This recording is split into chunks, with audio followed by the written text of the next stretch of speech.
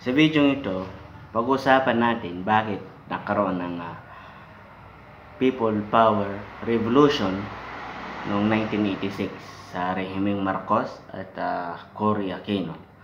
So, dalawa kasing naging pangulo ng Pilipinas, no?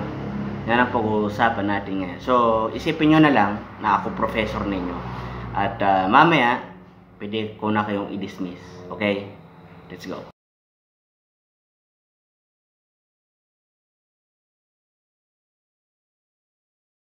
So, sa video ito ay Revolution EDSA ng 1986. So, ang himagsikan, lakas ng bayan, sa English is People Power Revolution.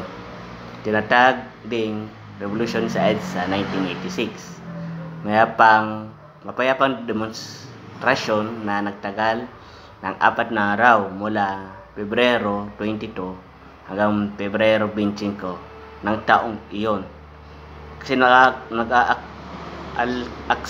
something ganon na ayon ng Pilipino, nagulat ang nasabing revolution sa kilos protesta sa diktadoryang pamumuno ni Ferdinand Marcos Sr., tatay ni Bongbong Marcos, no? Kasi talagang maigpit sa batas militar noon. Pag-uusapan natin yan mamaya. Lalong-lalo na si Ninoy Aquino na napaslong noong 1983. No, kaya tayo may holiday na 1983 Aquino Day. So, maraming tao na nakilahok sa protesta siguro. At militar, alagad ng simbahan, tulad ni Jaime Cardinal Sin, no? Nagdulot din ng pagbagsak ng pamahalang diktadoryal ni Pangulong Ferdinand Marcos Sr. Yes, hindi ko kinakalimutan na Sr. Kasi Ferdinand Marcos, sino? Bongbong o yung ama, di ba? Kaya lagi kong sinasabi may Sr. Sa paghalili ni Corazon Aquino, nanay ni Ninoy Aquino, sa posisyon ni Lisa ni Marcos, no?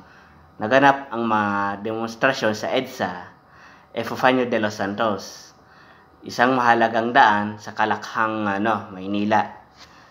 So, ito yung kasaysayan.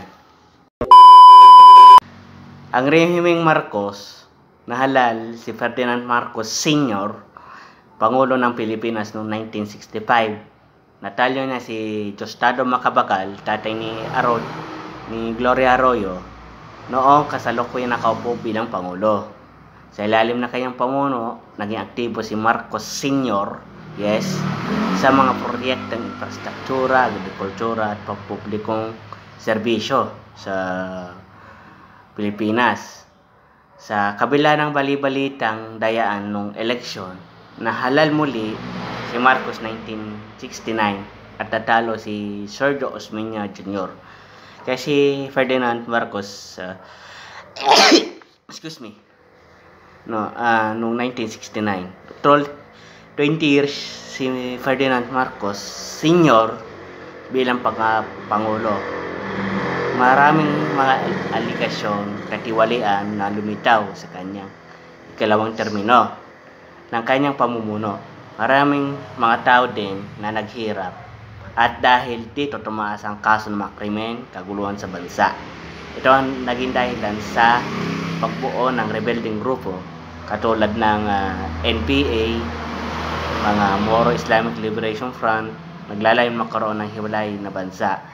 Hindi pwedeng tumakbo ang kandidatura si Marcos 1973 dahil dito noong September 21, 1972, pinatupad niya ang batas militar. Yan ang sinasabi ko kanina. So, ninahilan niya dito ang kaguluhan sa bansa sa batas ng militar. Tapos pinasyara niya lahat ang institution ng media. Alam natin, ang media is bias siguro, hindi natin alam. At ang ilan sa kanila, kinuha ng gobyerno. Ang tanging tumatagong pamalaan noon ay Daily Express at Manila Bulletin, yun ang dalawa. Noong tinatawag na Bulletin Today, ang istasyon ng television, na siya pinapasihang papawid lamang ng Channel 4 at Channel 2. At dating kritiko at nung may-ari ni mga Lopez, maraming kritiko din si Marcos. Ang pinahuli ay isa sa pinakilala nila ay si Benigno Aquino, tatay ni Noynoy, asawa ni Cory Aquino, na siya ring senador ng oposisyon at ang tinuturing pinakamainit na kritiko ni Marcos Sr. Yan.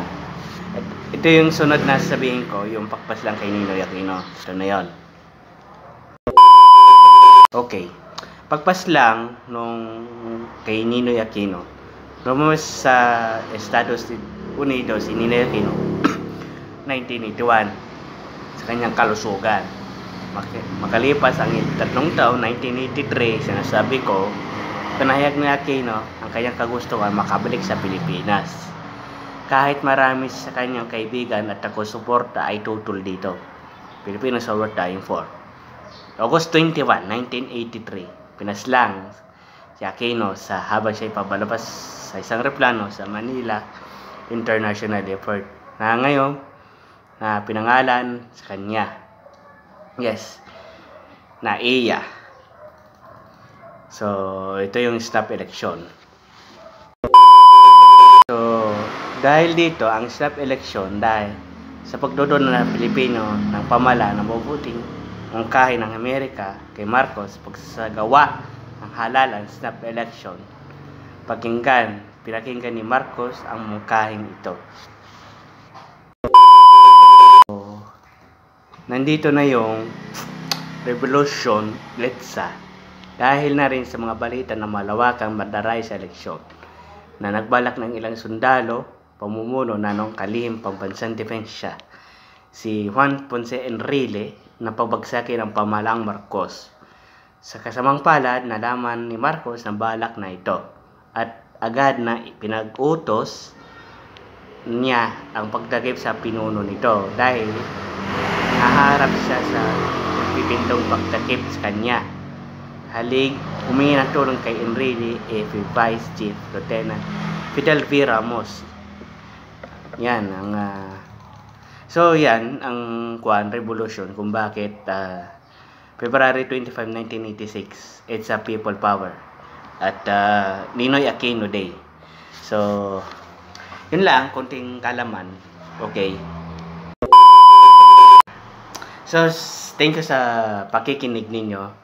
At thank you for your patience din. Hanggang doon na lamang sa konting kalaman. So, ayos ba ang impormasyon? Maraming salamat sa pakikinig. Hanggang dito na lamang. See you on my next video.